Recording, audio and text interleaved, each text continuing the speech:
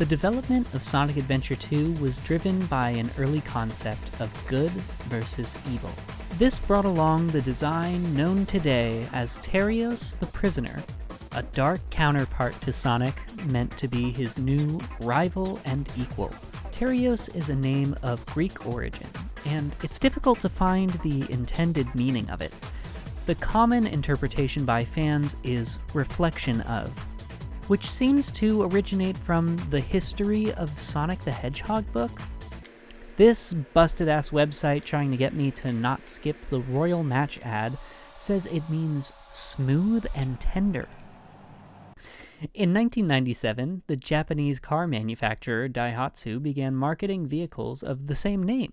With those two uses of an obscure Greek word coming so close together, I do wonder the chances of it being a complete coincidence, so I want to examine this last interpretation from Daihatsu. Making dreams come true. The vision of a dark rival to Sonic was a dream in Sonic Team's mind even during the development of the first Sonic adventure. It seems this was a collective dream that indeed came true. In 1994, Sonic Team began development of the game Nights into Dreams. A lot of research took place in order to create a complete vision for it. This included studying the intricacies of REM sleep and understanding the psychoanalytical theories of Sigmund Freud and Carl Jung. Perhaps, with this research under their belt, they saw Sonic's doppelganger as more than a mere reflection, but a dormant piece of his own personality, antithetical to the Sonic we know. Someone who looks upon injustice not with an optimistic snark, but with a scowling resentment. Someone who covets the pain of loss and doesn't forget it. This character wasn't just meant to be a foil to Sonic. He is Sonic. A part of Sonic that hides behind a heavy facade. A thing that Sonic would only see in himself in a bad dream. This character would be Sonic's Shadow. How much more of an introduction does Shadow the Hedgehog need? 2024 was for Sega a whole year dedicated to his legacy, and this year his self-titled video game will be turning 20 years old. Shadow is easily my personal favorite Sonic character, and I'm aware that's not an uncommon opinion. In my last video, I went into what about him was so appealing during his prevalence throughout the adventure era, and how they circumvented his intended conclusion. So please watch that first if you haven't. I want to now take a look at his role in the series following the conclusion of Shadow 05 and the possible future of his character, but also take a closer look at a theme he can't seem to escape. Doom. Doom surrounds Shadow, encompasses him, and it's more evident now than ever that in some ways, Shadow is and always will carry with him this doom. After all, Black Doom, the alien leader of the Black Arms, is the blood that runs through his veins. Last year's Shadow Generations brought with it the return of Black Doom, and with Black Doom's return came the Doom powers for Shadow. Doom Spear, Doom Surf, Doom Wings. This guy is Doom incarnate. And I don't think this game ended with the Doom within Shadow escaping him. No, Shadow is linked to this Doom, and perhaps Shadow's ultimate fate is Doom, always having to live with the weight of the annihilation of his home and family. While the first we saw of this event was through cutscenes in Sonic Adventure 2, Shadow the Hedgehog actually turned it into a playable zone, and what could it be called other than the Doom? Now, this is a noteworthy stage in the game, a stage that, from a narrative perspective at least, I wish got more credit. Sonic Adventure 2 teaches us about Shadow's early life living with Maria in the space colony Ark. This was all very foggy when it was introduced, so Shadow the Hedgehog staged a real glance into what exactly the inside of the Ark was like while it was up and running. It takes place on the day that led ultimately to his descent to Earth and 50-year stasis.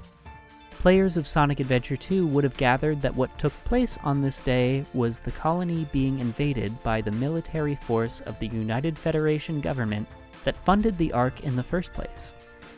The Guardian Unit of Nations, aka GUN. The raid of the Ark leads to the imprisonment of Professor Gerald Robotnik and the death of his granddaughter, Maria. The two people Shadow looked to as his family. Typically, in Shadow the Hedgehog, you're given dark points for fighting gun soldiers and gun robots, to help Black Doom wipe out the military resistance to his invasion. Gun in Sonic Adventure 2 is portrayed as an organization that is hasty, foolish, counterproductive, and misguided, at best. For a majority of the levels in the game, gun robots are the standard enemies in the hero and dark side stories. The circumstances in Shadow the Hedgehog, however, are quite different. Gun, for all its faults, is the only hope humanity has at resisting the hostile invasion of the Black Arms. To fight back against Gun in this game is not really an act of resistance against an oppressive military force, but rather an attack on the only thing standing against a complete existential threat. The Doom is an exception to this, and Black Doom knows this. That's why he brings Shadow here, in an attempt to take him back to a state where he was overcome with emotion, and where Gun's actions were evil and destructive. Look at all the dialogue Shadow is fed by Black Doom throughout the stage. Those vile soldiers are still defiling our precious home. He is wounded. Why has this tragedy occurred? Think about it. Remember, you were attacked by the humans here. You know what you must do. Finish them off. Hold on to your hatred. It's all very clearly manipulative, and yet it holds truth. Why wouldn't Shadow want to protect Maria in this moment? Why shouldn't he see Gun as his enemy here? When I talk about the emotions at stake in this level, I do want to take a moment to listen to the music.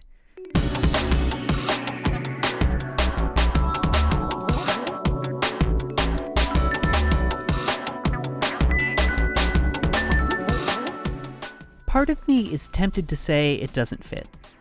This is literally the Doom. The day that Shadow gets blasted to the earth and imprisoned by the organization that murdered his family. And yet this music, it feels like it would be the perfect music for, I don't know, an ordinary day on the Ark. It evokes a vivid sense of that atmosphere, and not exactly one of tragedy or emergency. However, in real cases of amnesia, familiar sounds, sights, and smells act as the greatest tools of re-triggering lost memories. Yes, the Doom takes place on the most traumatic day of Shadow's life, but the Shadow that is revisiting the arc of the past in Shadow 05 is likely not exactly feeling upset by it at first. He gets to see and speak to Maria, who, let's remember, he never truly forgot about. He can hear the whirring and functioning space laboratory where he was born. The Doom might in fact be a great moment of relief and catharsis for the Shadow that's suffering from amnesia.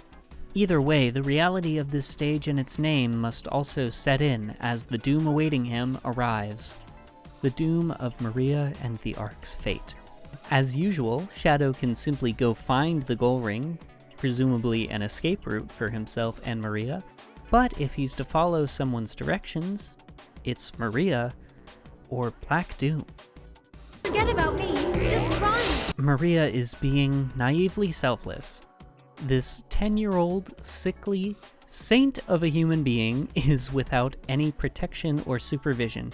So she's not thinking about her own safety as much as the safety of the Ark researchers and staff. If Shadow listens to Maria's instructions, he'll be rescuing these workers only for Maria to meet the same fate. One of these two missions is likely what Shadow and Maria actually did on the day of the Ark raid. But in contrast to the first time this all went down, Black Doom is here, offering Shadow an alternative.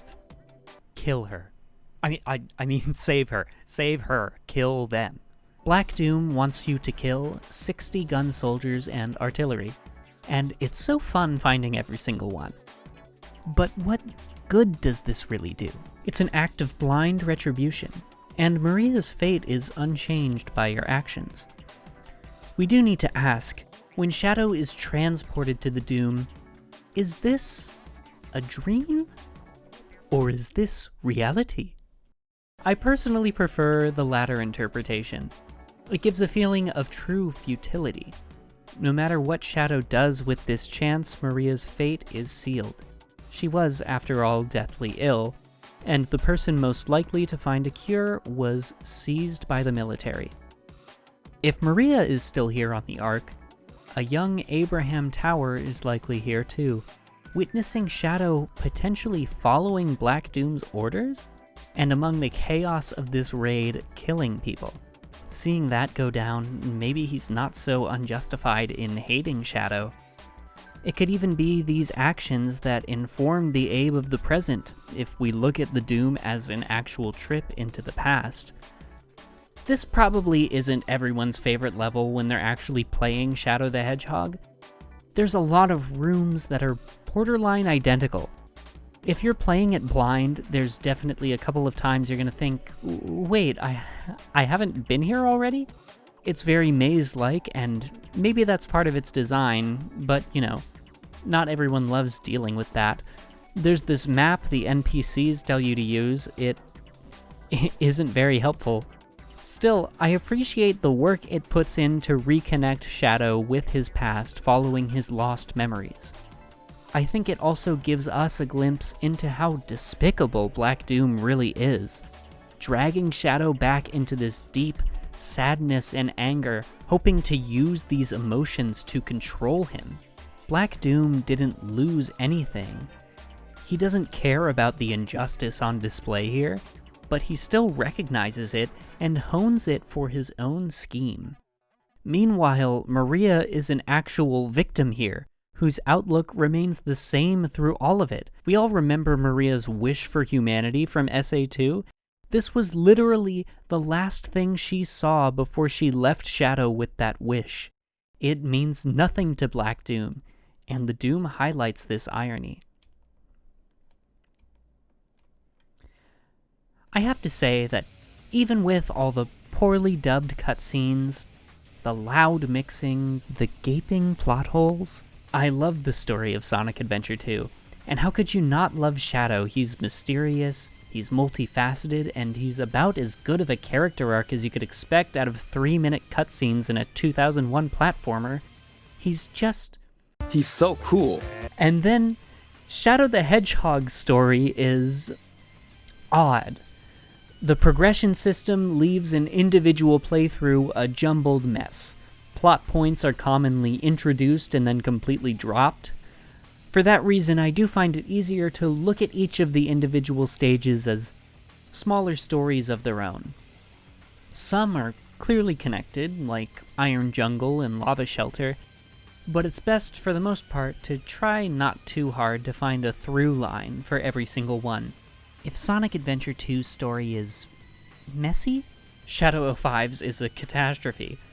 Even still, I think it's possible to find nuggets of great storytelling in stages like Gun Fortress, Cosmic Fall, Westopolis. I'd say there's something to enjoy when looking at the broader picture. Then came the next Sonic story that had Shadow playing a major role. After reckoning with his past, Shadow faces his future in Sonic the Hedgehog 2006.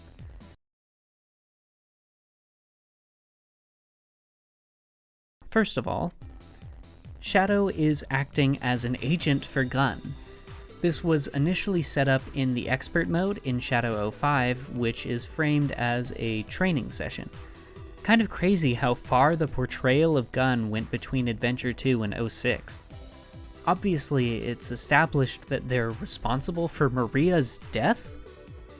I suppose that was over 50 years ago, though what we see in the present of Adventure 2 is an incompetent response to the escape of their own prisoner, mistaking him for Sonic and sending robots and a military truck plowing through city streets to chase him down. Gunn really doesn't do much in 06 other than give orders to Team Dark.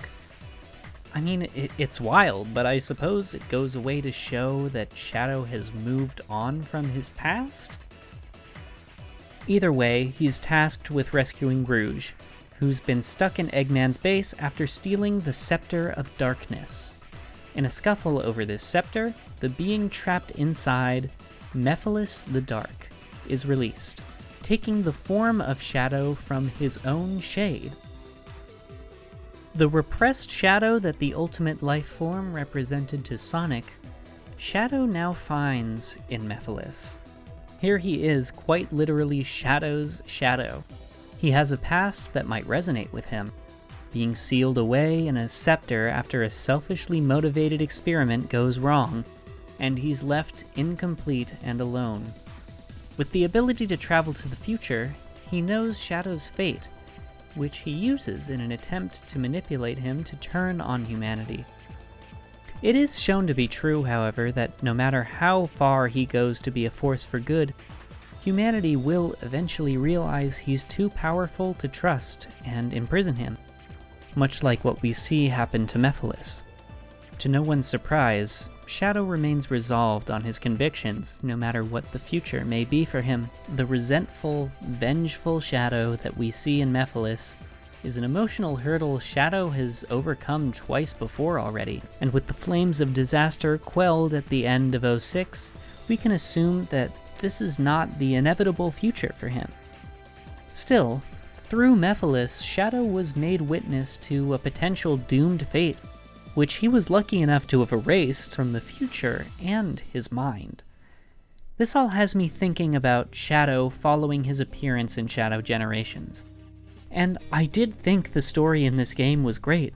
Shadow actually having an opportunity to see Maria again, knowing the Earth the way that he knows it now, having been through all of this and remembering everything and everyone this time, except Mephiles. With all his past running through his head, all the emotional baggage he's had to bear, it's all thrown in his face once again. That part of the story was truly great. Not to mention the way it's told, with engaging dialogue and characters being more expressive than ever. Even so, it was mostly just a retread of an arc that Shadow's already had.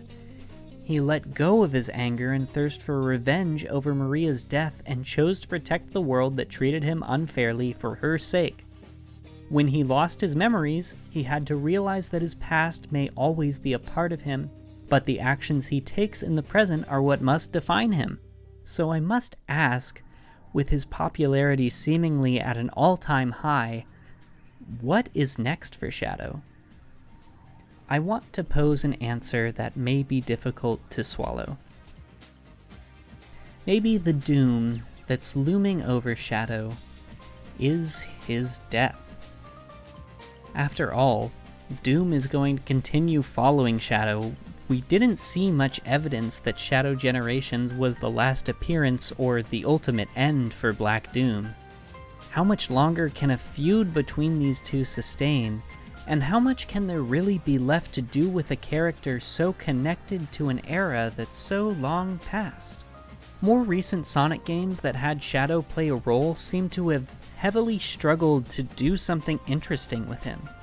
If we want Shadow to shine as brightly as he did in his debut game, I think the best and perhaps even the only way to accomplish that is to give him the farewell he was robbed of. Look, Shadow is incredibly popular. I'm always happy to see him come back for racing, for potential remakes of older titles, competing in the Olympics, and by all means, keep the merch coming. He will always be an icon of the Sonic series. Truly, though, as a major character, I think it may be time to pass the torch. This series, following the disastrous reception of Sonic 06, creeped into a long era of no character growth or progression in their plots, opting for more simple, inconsequential story arcs.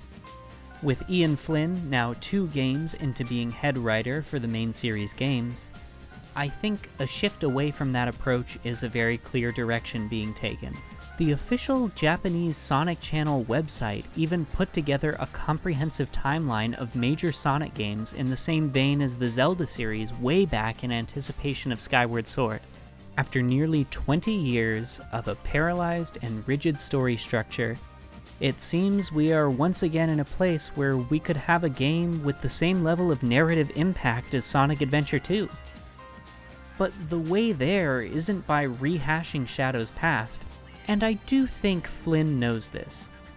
Adventure 2 is so iconic because it was incredibly bold, introducing not 1, but 2 major playable characters, expanding the world building with organizations like Gun, and even giving Eggman familial ties?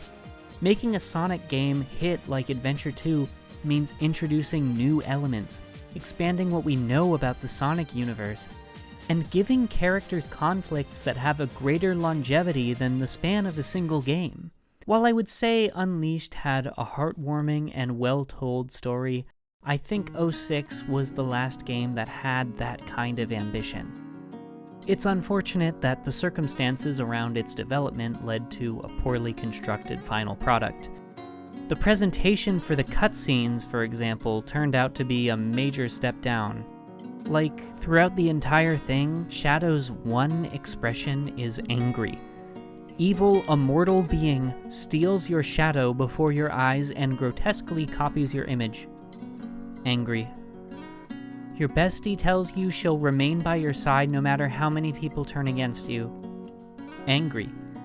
Sonic literally dies. Angry.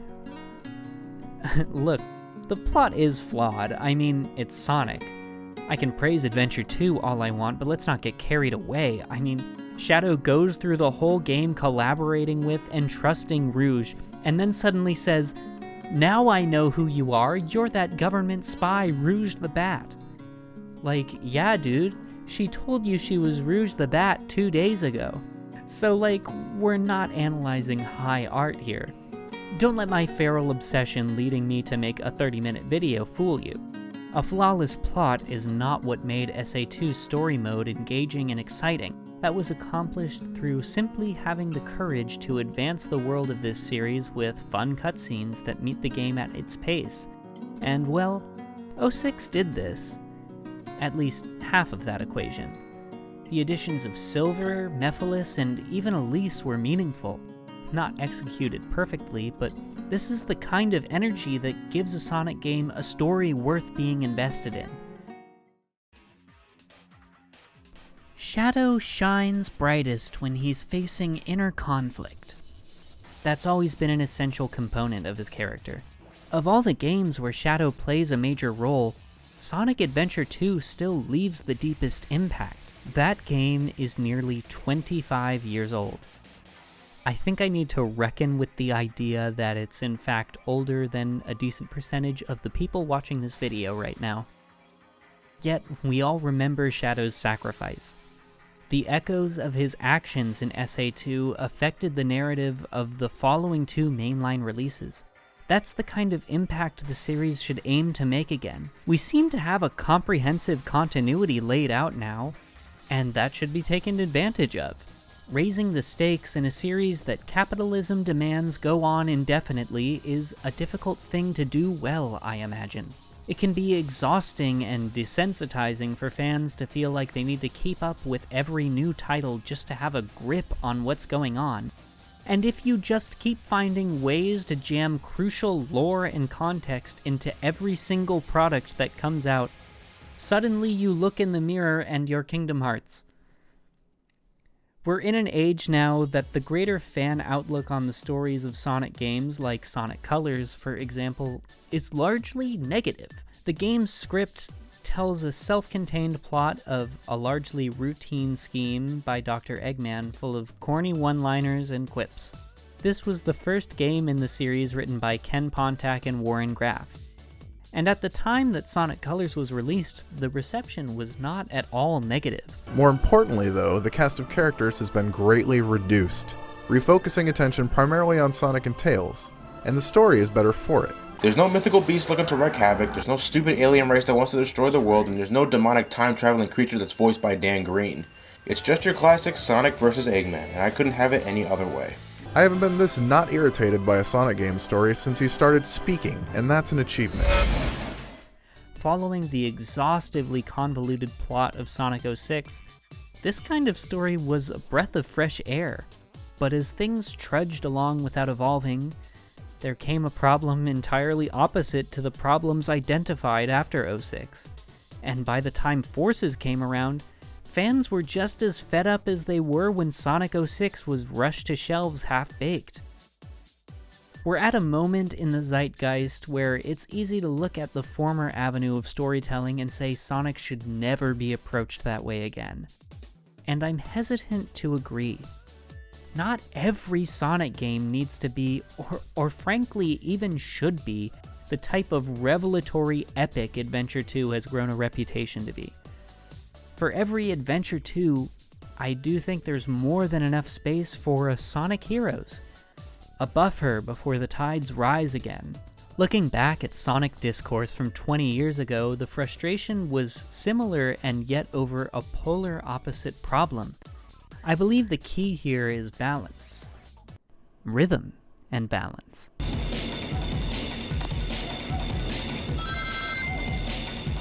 What's next for Shadow? I'm very excited to see. Generations truly warmed my heart and made me feel like I saw the Shadow I fell in love with for the first time in a very long time. We need to understand that this momentum can't last forever, and shouldn't be dragged out to the point that we forget the merits of it again. Let's give Shadow a chance to once more be impactful. Let him do something that will echo beyond a focus on him, and then maybe we can see other Sonic characters thrive outside his shadow.